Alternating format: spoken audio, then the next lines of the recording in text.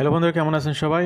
কানাডাতে যারা permanent resident, study permit অথবা ভিজিটর হিসেবে মেডিকেল রিপোর্ট কমপ্লিট করে আসবেন, বিশেষ করে স্টুডেন্ট এবং পার্মানেন্ট রেসিডেন্ট হোল্ডার যারা, ওয়ার্কার যারা, তারা কিন্তু সবাই মেডিকেল রিপোর্ট এখানে সাবমিট করে।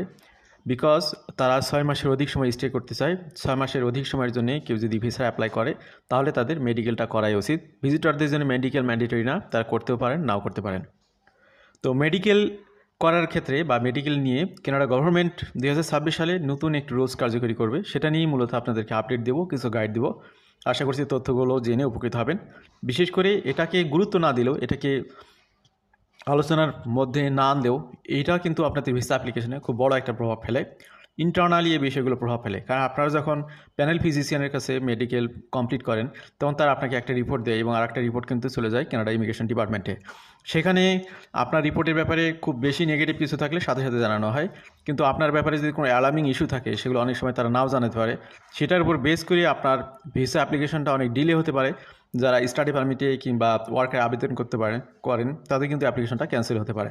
এই জন্য এই বিষয়গুলো আগে থেকে সচেতনভাবে জানা দরকার, বোঝা দরকার। Canada increases excessive demand cost threshold on health service in 2026.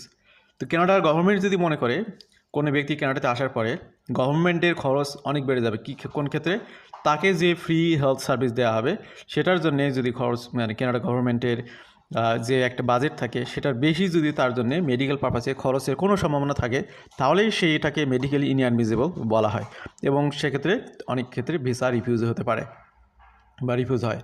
Canada has increased the excessive demand cost threshold in 2026. The benchmark the immigration department uses when assessing whether an applicant health condition could create an excessive demand on publicly funded health or social services.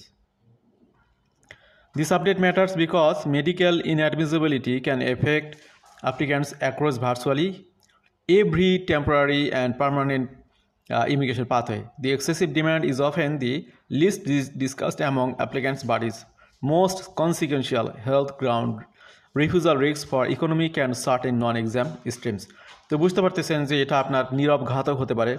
আপনার সব কিছু ঠিক থাকলো, কিন্তু এই জায়গাতে আপনি যদি খেয়াল না করেন, আপনার এমন কোনো রোগ বালায় আছে যেটার কারণে কানাডা গভর্নমেন্ট আপনাকে ইনঅ্যাডমিসেবল ঘোষণা দিল, কোনোভাবেই কোনো সুযোগ নাই এটাকে রিকভারি করার সুযোগ দিবে আপনাকে একদমই প্রথমবারই। বিশেষ করে পার্মানেন্ট রেসিডেন্ট যারা অ্যাপ্লাই করে, আমরা দেখেছি আমাদের অনেক ক্লায়েন্টের 3 বার পর্যন্ত মেডিকেল করেছে অনেকে। কী কারণে? যে তাদের একটা সমস্যা ছিল, সেটা নিয়ে কনফিউশন ছিল, গভর্নমেন্ট তাদেরকে রিকভারি বা রিমিডির জন্য সুযোগ দিয়েছে, 1 বছর পর আবার মেডিকেল চেয়েছে, তারপরে দেখছে যে এটা